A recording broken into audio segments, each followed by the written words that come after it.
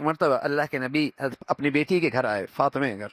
باہر دروازے پر کپڑا لٹکا ہوا تھا، اس میں کوئی تصویر بنی ہوئی تھی جاندار کی.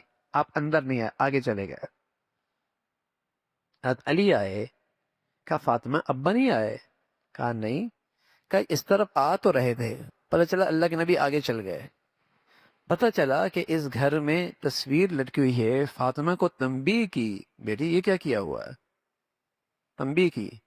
اور پھر بچی کو تعلیم دی. الگ گھر میں تھا ہی کیا، لیکن بیٹی سے کہا بیٹی یہ خیال میں نہ رہنا کہ میں محمد صلی اللہ علیہ وسلم کی بیٹی ہوں، اس خیال میں نہ رہنا، بلکہ کل تو اپنے اعمال کے ساتھ اٹھائی جائے گی، کل تو اپنی نیکیوں کے ساتھ اٹھائی جائے گی. میری نسبت بھی کافی نہیں جب تک کہ ایمان اور اعمال صالحہ کی زندگی نہ ہو. اب تو کہتے بھائی سید ہے، چاہے بھنگ پی رہا ہے، چاہے وہ سٹے لگا رہا ہے، سید ہے بس، چاہے وہ بھنگ پی رہا ہے. ہاں نہ میاں، کوئی بھی نسبت اسی وقت مبارک ہے جب اس نسبت کا لحاظ بھی ہے، اس نسبت کا لحاظ بھی ہے، ایمان اعمال صالحہ کی زندگی بھی ہے. فاطمہ تیرے عمل تیرے ساتھ ہوں گے.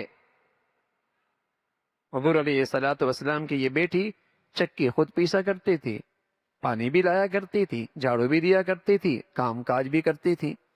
ایک دن اللہ کے نبی کی خدمت میں کچھ خادمہ آئیں. حضرت علی نے فرمایا اکیلی ہو، تھک جاتی ہو، جاؤ ابا سے ایک خادمہ تم بھی لے آؤ. چلی گئی ابا کے پاس. ہمت نہیں ہوئی کچھ بولوں، خاموش رہی. خود ہی اللہ کے نبی نے پوچھا فاطمہ خیریت سے ہے؟ علی نے بھیجا ہے خادمہ آپ کے پاس آئی ہوئی ہیں، انہوں نے چاہا ایک تجھے بھی مل جائے گی. اللہ کے نبی نے فرمایا بیٹی ابھی تو مدینہ کے ضرورت مند بہت سارے ہیں، پہلے ان میں تقسیم کر لوں. جب کچھ بھی نہ بچا کہا فاطمہ بیٹی جب رات کو جو بستر پہ جائے نا اور تھک جائے تو سبحان اللہ، الحمدللہ، اللہ اکبر 33 مرتبہ اور یہ 34 مرتبہ پڑھ لیا کر.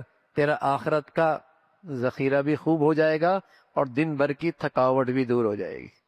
جس کو ہم کہتے ہیں تسبیح فاطمی، تسبیح فاطمی، یہ تصویر اللہ کے نبی نے اپنی بیٹی کو بتائی. بیٹی اس سے تھکاوٹ بھی دور ہو جائے گی اور آخرت کا ذخیرہ بھی اکٹھا ہو جائے گا. دیکھو کیا زندگی سکھا رہے ہیں اللہ کے نبی اپنی بیٹی کو، کیا زندگی سکھا رہے ہیں.